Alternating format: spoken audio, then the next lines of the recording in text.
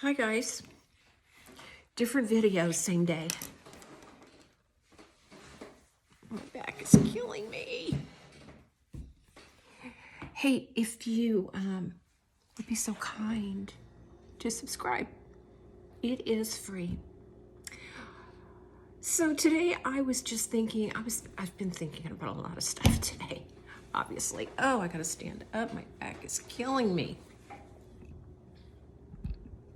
There we are.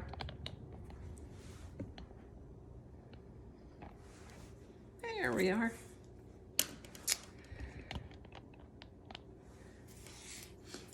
Talk about some things that we shouldn't do once we reach 60. And it's not going to be clothes we shouldn't wear or makeup that shouldn't be done a certain way, because I just don't buy into all of that.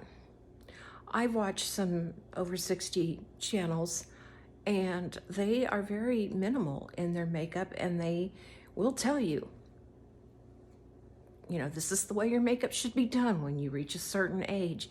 And I just don't believe it. And I've always been a makeup girl, and when I wear it, I wear a full face, and I don't care. So when you're over 60, you don't have to care what people think anymore. Do what you want. If you want to wear a lot of makeup, do. If you don't want to wear any makeup, don't. It's kind of funny because when I look back at my mother, she never really wore makeup. She just would wear a little powder and lipstick. That was it. And my daughter, she's the same way. She doesn't wear any makeup. And then here I am right in the middle, and I've always loved wearing makeup. I think it makes me look better, and I know it makes me feel better. So there's that. Also, you realize, and it's why the grandparents are the wise ones, because you realize things like this. You realize that when things are bad, they're bad. And you may have a whole year where things are bad. One thing after the other, everything just turns to dirt when you touch it, and it just doesn't seem like you're ever gonna come out of it. It could be bad times for all of us, like it was 2 years ago, and it seems like it's never gonna end. But it's better now, isn't it? From 2 years ago, isn't it better? It's a little better. They're talking about it again, and masks again, which I refuse. I'll stay home. But it's better. It's better than it was. They keep saying that there's some economic times it's gonna, that's right around the corner, and we're already in, that's going to be terrible. And it probably will. But you know what? It'll turn itself back around, because in my lifetime, I've seen this. I've seen it happen over and over. There were hard economic times when I was a teenager, and I watched my parents struggle to try to get us the cool clothes so we could go to school, and, food on the table and everything, and they struggled. It was a hard economic time. But then came the 80s, and everything got better. So it just always comes back around. Another thing that I was thinking is, when you get older, don't live in the past. A lot of people who are older, 60s, 70s, tend to look back at the past, and that's fine. There is nothing wrong with that. I do it too. But don't stay there. Don't live there. You know what I mean? I had a tendency to dwell in the past for a while, and the past is gone. You can't touch it anymore. You can't change it anymore. So if you feel like your past, or a certain part of your past, was filled with something that you did wrong, or that you hurt someone, and you're dwelling on that and living in that still, don't, because you're only hurting yourself. And if you've asked forgiveness from that person and or God, your maker, or whoever you choose to call the being who created us,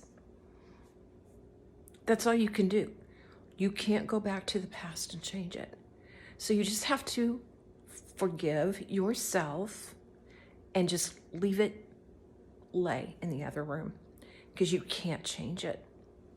And you realize these things when you're older, like me.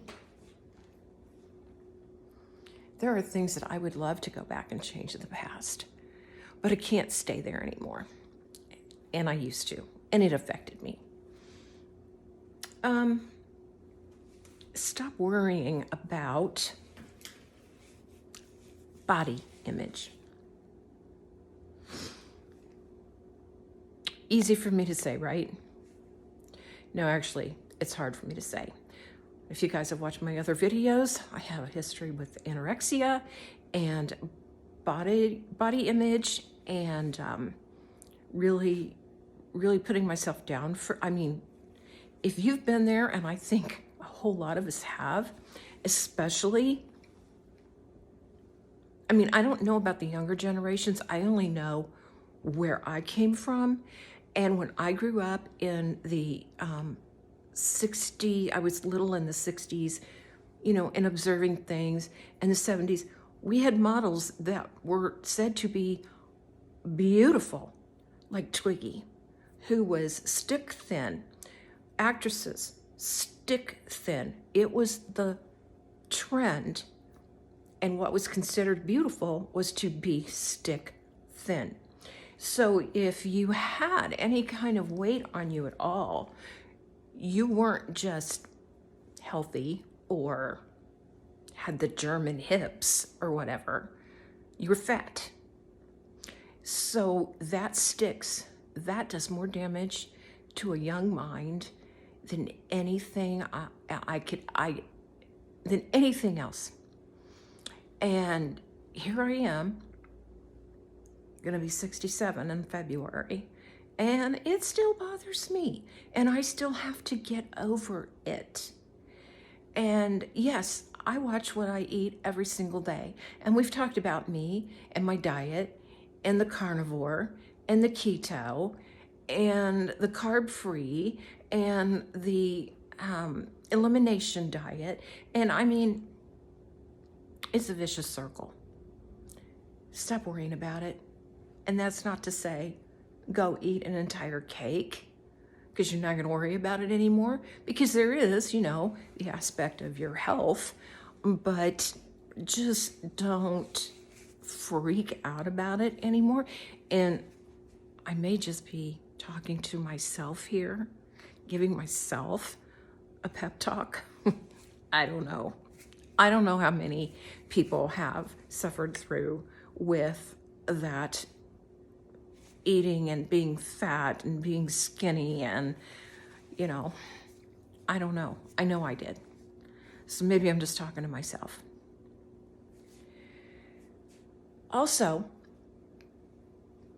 I'm just gonna put in this video real quick, because there's not enough for me to add to a whole another video. I have an oncology appointment on Monday, and we'll get that blood test, that CA-125 back, which has been running high on me, but I've been fine, and I've felt fine, and it was all good, but now it's not. And I'm just gonna be honest, I've not been feeling myself, and it might be nothing, but it might be something. And I know that usually after 10 years, ovarian cancer will not come back. But I do know too that there are instances when it does. And I also know that there are doctors who say the cancer always comes back.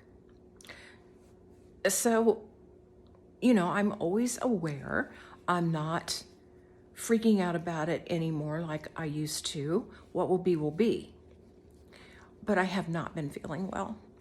And I wrote down my symptoms today so I can take them into him, so I don't get in the office. Are you guys like this? You get in the doctor's office and they're like, how are you? And you go, fine, even though you know you're not fine, but you can't think on the spot about what you wanted to say. That's totally me. So I wrote it down this time. So my symptoms are like, if they are symptoms, like they were before. Low back pain, decreased appetite, fatigue, OMG. I get sick a lot. I've had a chronic ear infection now since October. I had one in August, and then October, and then November, and it's still there. But I mean, you can't get in to see the doctor, so I'll just have him take a peek. But ear infections, really, what?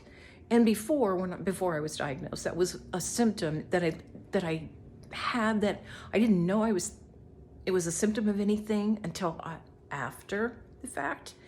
But it was chronic sinus infections. So yeah, I've been sick a lot. Heartburn, relentless heartburn, burning in my belly. And so seems like there was something else, but that's all I wrote down for him. So we'll see what he says. And I don't know, I haven't had a scan in a long, long time. Maybe it's time for that. So we'll see what he says. Oh, I know what it is. I've had some pain in my lower left pelvis. That's what it was. I need to write that down. Okay, that's the end for this video. I hope it made some kind of sense. I've just been my mind has been everywhere this morning. So thank you for watching, and I'll see you in the next one.